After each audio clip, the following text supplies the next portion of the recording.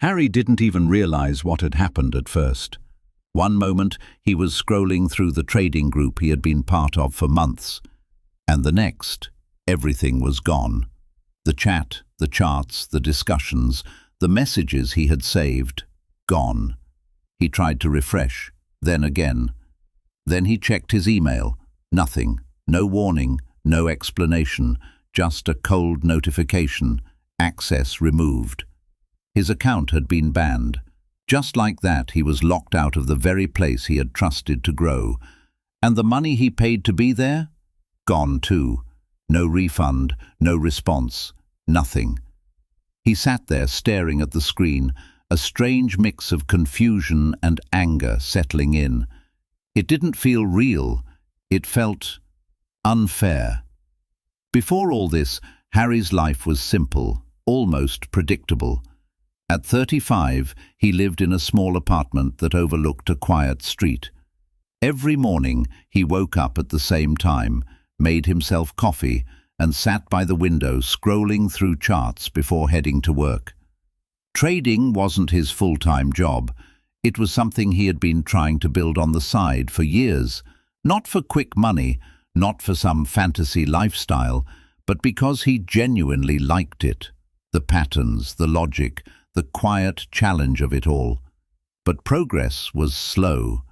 Some months he did well, other months he lost what he had gained. It felt like he was missing something, like there was a piece of the puzzle he couldn't quite figure out on his own. That's what led him to join the paid trading community in the first place. It looked professional, organized, and full of confident people who seemed to know what they were doing.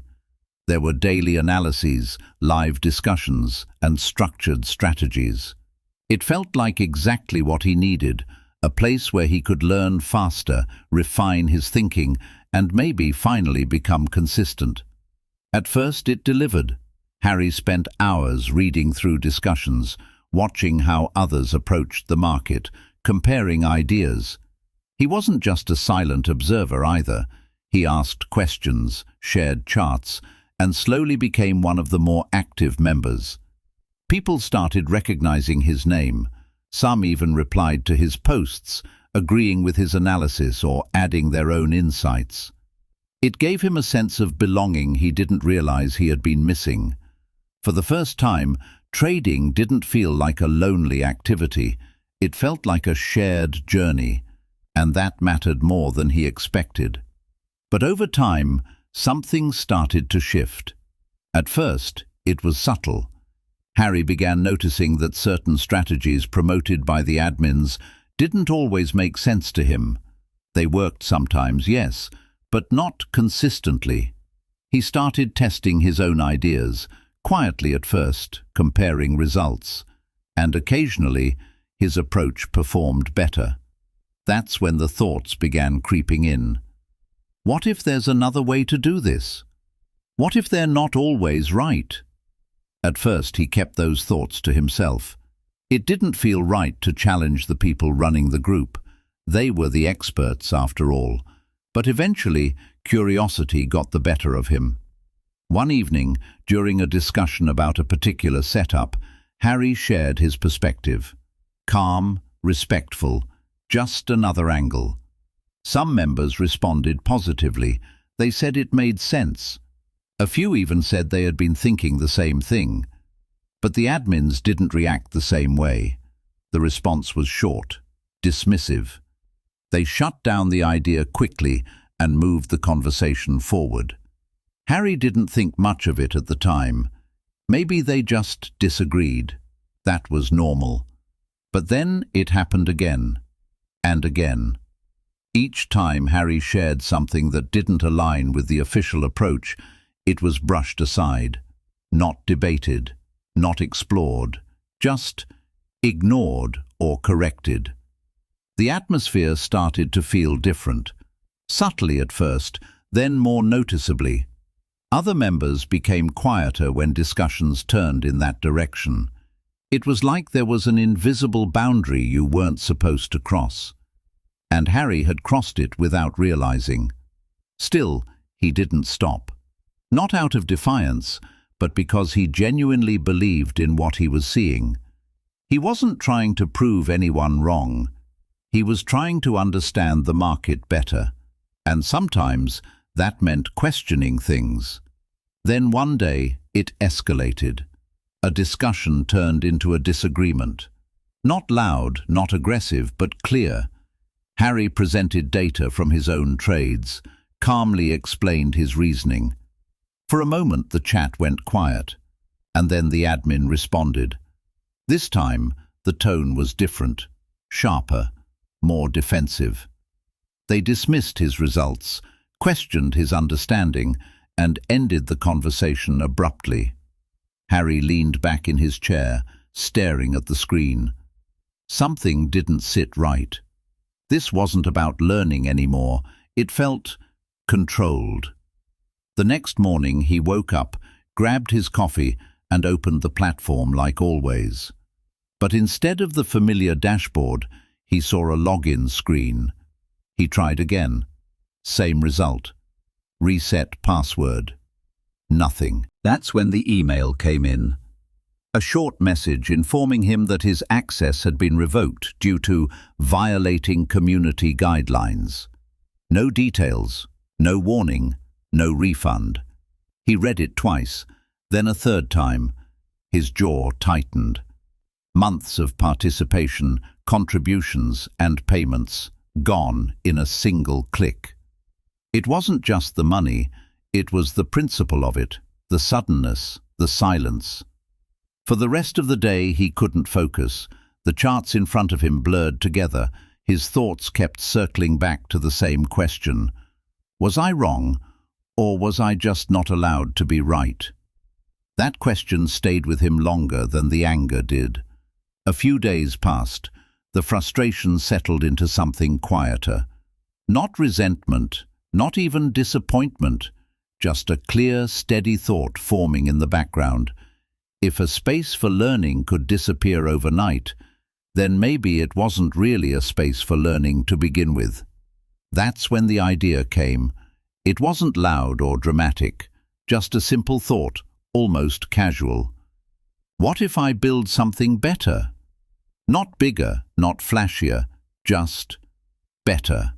A place where people could actually share ideas without fear of being shut down, where discussion wasn't controlled and different perspectives weren't treated as threats. Harry didn't have experience running a community. He didn't have an audience waiting for him. All he had was his own understanding of the market and a clear memory of what had gone wrong before.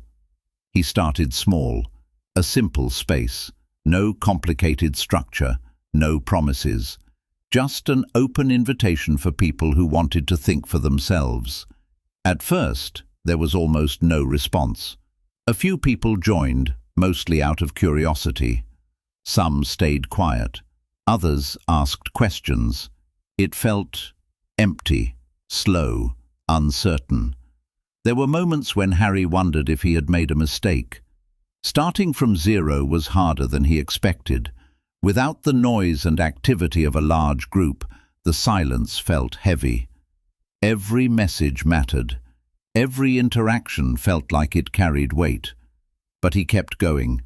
He shared his analysis regularly, explained his thinking in detail, not just what he was doing, but why. Slowly, a pattern began to form. A few members started engaging more. They shared their own ideas. Discussions became more natural, more open. Then came the first small win. One of the setups Harry had shared played out exactly as expected. A clean trade, clear execution. A few members followed it and made a profit. It wasn't a huge amount, but the reaction was immediate. Messages of appreciation, screenshots of results, a sense of excitement. It felt real. More people started paying attention. A few invited friends. The group grew slowly but steadily. It wasn't explosive, it wasn't overnight, but it was consistent. For a while, things felt like they were finally moving in the right direction. And then the losses came. Not just one or two, A series of trades that didn't work, setups that failed, expectations that didn't match reality. The chat changed almost instantly. Questions turned into doubts, doubts turned into complaints. Some members left quietly, others were more vocal. Harry felt it immediately, that familiar pressure, the same feeling he had back in the old community, the weight of expectation. For a moment, he hesitated.